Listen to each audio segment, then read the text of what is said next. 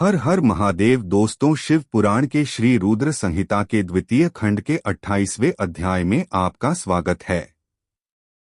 हमारी आपसे प्रार्थना है कि शिव पुराण की कथाएं अपने बच्चों को अवश्य सुनाएं। तो दोस्तों, आज हम सती का दक्ष के यज्ञ में आने की कथा सुनेंगे। तो चलिए आरंभ करते हैं।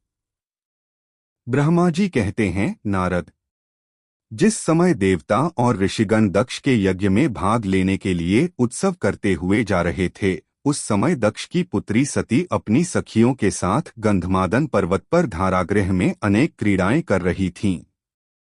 सती ने देखा कि रोहिणी के साथ चंद्रमा कहीं जा रहे थे।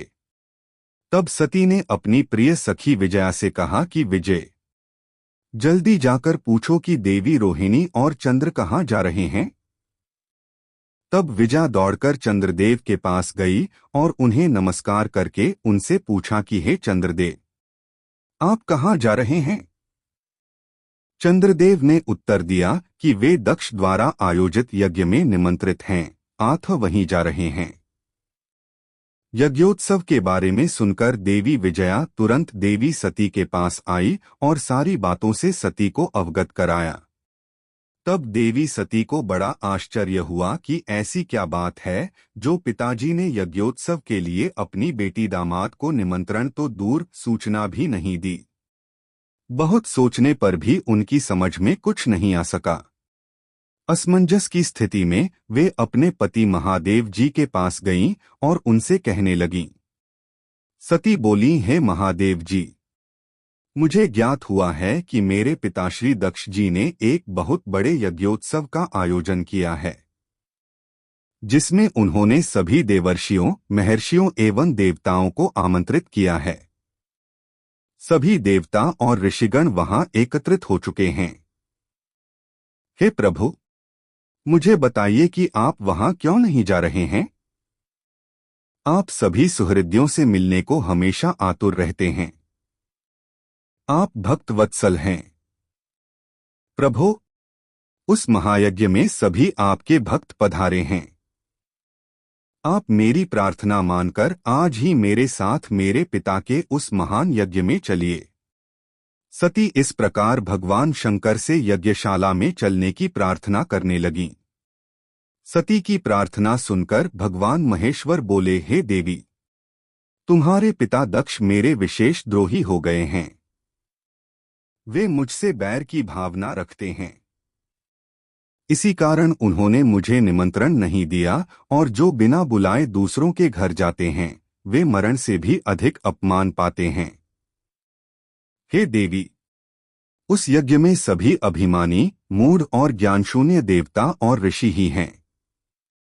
उत्तम व्रत का पालन करने वाले और मेरा पूजन करने वाले सभी ऋषि मुनियों और देवताओं ने उस महायज्ञ का त्याग कर दिया है तथा अपने अपने धाम को वापस चले गए हैं। आथ प्रिय, हमारा उस यज्ञ में जाना अनुचित है।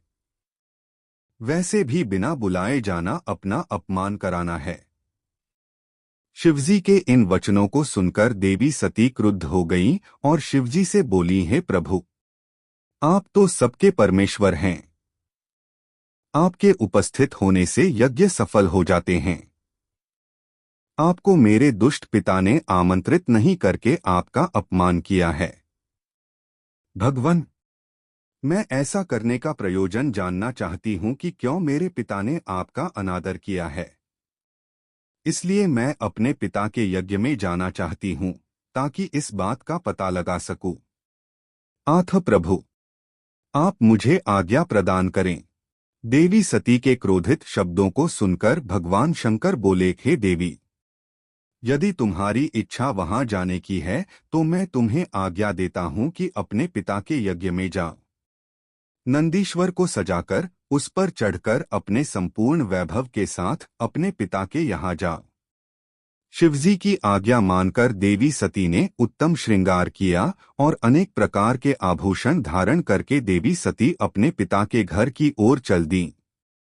उनके साथ शिवजी ने 60,000 रौद्रगणों को भी भेजा। वे सभी गण उत्सव रचाकर देवी का गुणगान करते हुए दक्ष के घर की ओर जाने लगे। शिवगणों ने पूरे रास्ते शिवा के यश का गान किया। उस यात्रा काल में जगदम्बा बहुत शोभा पा रही थीं। उनकी जय जयकार से सारी दिशाएं गूंज रही थीं। तो दोस्तों, आज की कथा यहीं समाप्त हुई। शिव पुराण की और भी कथाएं सुनने के लिए हमसे जुड़े रहे तथा हमारे चैनल को सब्सक्राइब अवश्य करें। हर हर महादेव।